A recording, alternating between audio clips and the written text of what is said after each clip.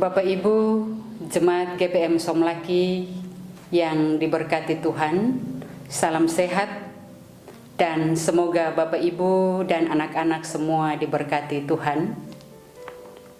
Di sore hari ini kita akan membaca Alkitab dalam kebaktian kemitraan yang terdapat di dalam Alkitab Perjanjian Baru, yaitu Injil Lukas pasal 21 ayat 34 sampai dengan 38. Mengawali pembacaan dan pemberitaan firman Tuhan di saat ini, mari kita berdoa memohon kekuatan Roh Kudus atas pembacaan dan pemberitaannya. Mari kita berdoa.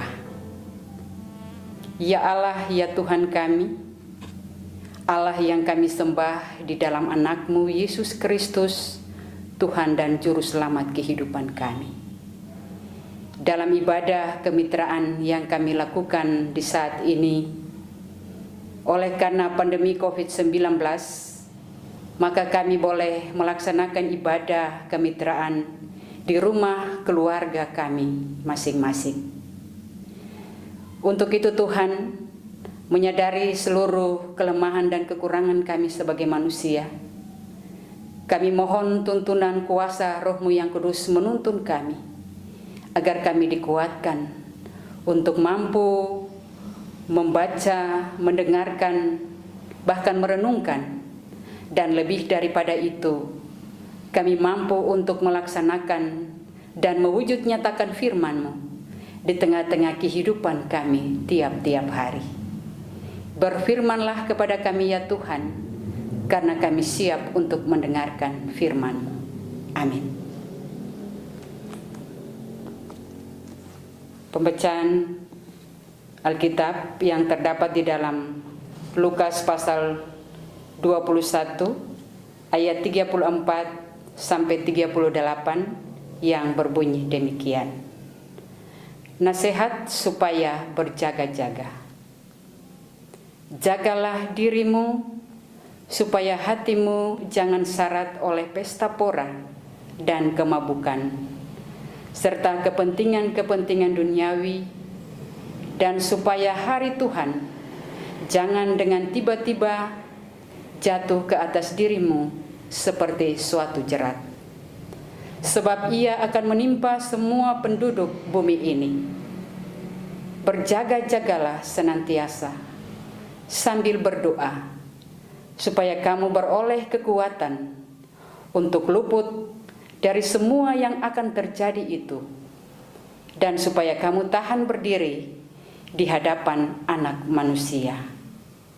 Pada siang hari Yesus mengajar di bait Allah, dan pada malam hari ia keluar dan bermalam di gunung yang bernama Bukit Zaitun.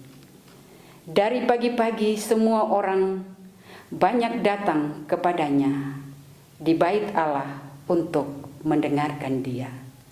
Demikianlah firman Tuhan. Bapak, Ibu, saudara-saudari yang dikasihi dan diberkati oleh Tuhan. Kita sekarang hidup dalam kondisi masyarakat yang mengalami ancaman kehidupan karena pandemi COVID-19 varian Delta. Varian ini sangat mencemaskan dan menakutkan kita sebagai manusia, bahkan orang-orang percaya di seluruh dunia ini. Karena penyebarannya yang lebih cepat dan ancamannya yang menyebabkan kematian yang lebih tinggi, dan dalam kondisi hidup yang terancam di saat ini, kita mengharapkan pertolongan Tuhan untuk bisa menolong dan memberikan kekuatan kepada kita. Pertolongan Tuhan untuk menyelamatkan kita dari pandemi ini.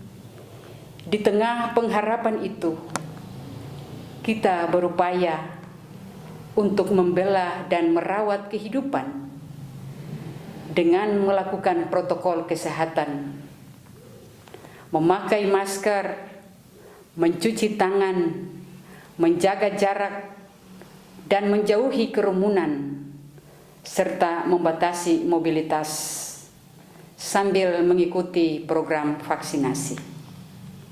Bapak, Ibu, saudara-saudari yang dikasihi dan diberkati oleh Tuhan.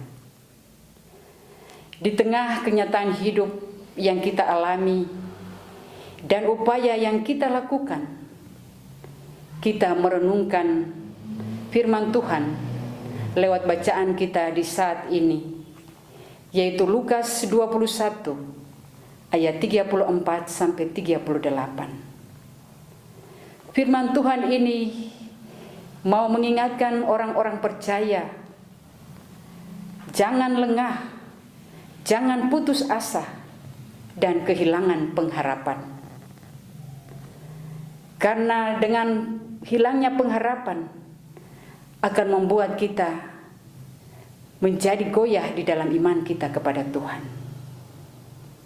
Di dalam menghadapi kenyataan hidup yang dialami saat ini, karena sebagai orang-orang percaya, kita mengalami suatu bagian iman yang merupakan tantangan di dalam kehidupan, yaitu penolakan, penghambatan, dan pembunuhan dari orang-orang Yahudi dan Romawi.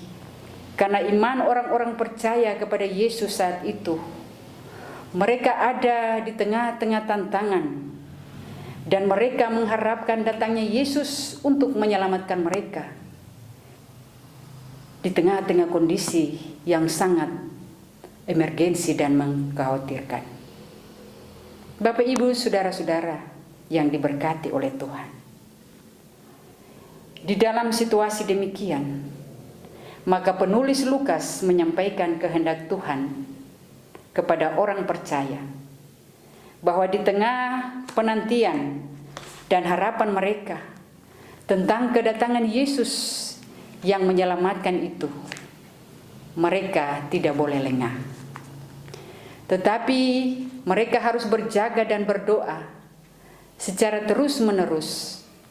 Artinya, di tengah tantangan dan ancaman hidup yang mereka alami, orang percaya tidak boleh berdiam diri dan menanti pertolongan Tuhan, tetapi harus senantiasa berjaga-jaga, harus bersiap sedia menantikan pertolongan Tuhan dengan terus melakukan apa yang Tuhan kehendaki, yaitu terus melakukan apa yang baik dan benar sesuai dengan kehendak Tuhan sebagai bagian dari kesaksian mereka tentang siapa Yesus dan apa itu pengajarannya. Sedangkan berdoa yang dimaksudkan agar supaya orang percaya di dalam menghadapi kondisi dan tantangan serta ancaman hidup yang mereka alami, harus menyerahkan diri secara utuh kepada Tuhan. Tuhan adalah kekuatan, sebagaimana doa adalah wujud nyata atau penyerahan diri kita kepada Tuhan.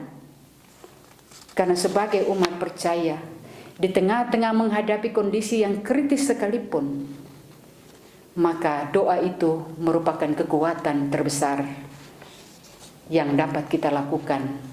Karena lewat doa, kita melakukan komunikasi secara langsung dengan Tuhan.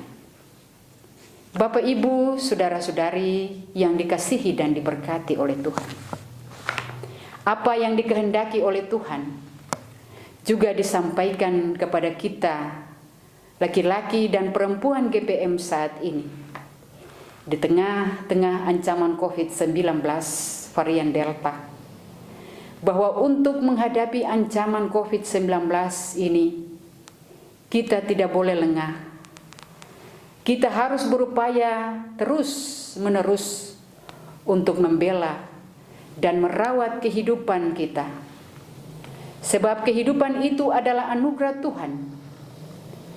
Tetapi tanggung jawab kita ialah bagaimana membela dan merawat hidup yang Tuhan anugerahkan kepada kita. Lewat kesetiaan dan ketaatan kita untuk melakukan apa yang dianjurkan baik oleh pemerintah maupun oleh gereja, yaitu menerapkan protokol kesehatan serta mengikuti vaksin yang merupakan program dari pemerintah. Bapak, Ibu, Saudara yang Tuhan Yesus kasihi, seluruh upaya yang kita lakukan sebagai laki-laki dan perempuan GPM untuk mengatasi pandemi COVID-19 harus kita lakukan dengan penyerahan diri kepada Tuhan melalui doa-doa kita setiap waktu. Karena doa adalah kekuatan bagi kita dalam menghadapi berbagai persoalan dan tantangan hidup. Doa merupakan wujud dan pengharapan kita sebagai orang-orang percaya, baik pribadi, keluarga, maupun persekutuan kita, keluarga-keluarga Kristen, dan terhadap pertolongan Tuhan yang Tuhan nyatakan kepada kita. Tanpa pertolongan Tuhan, maka hidup kita, perjuangan kita, rencana-rencana kita akan sia-sia. Amin.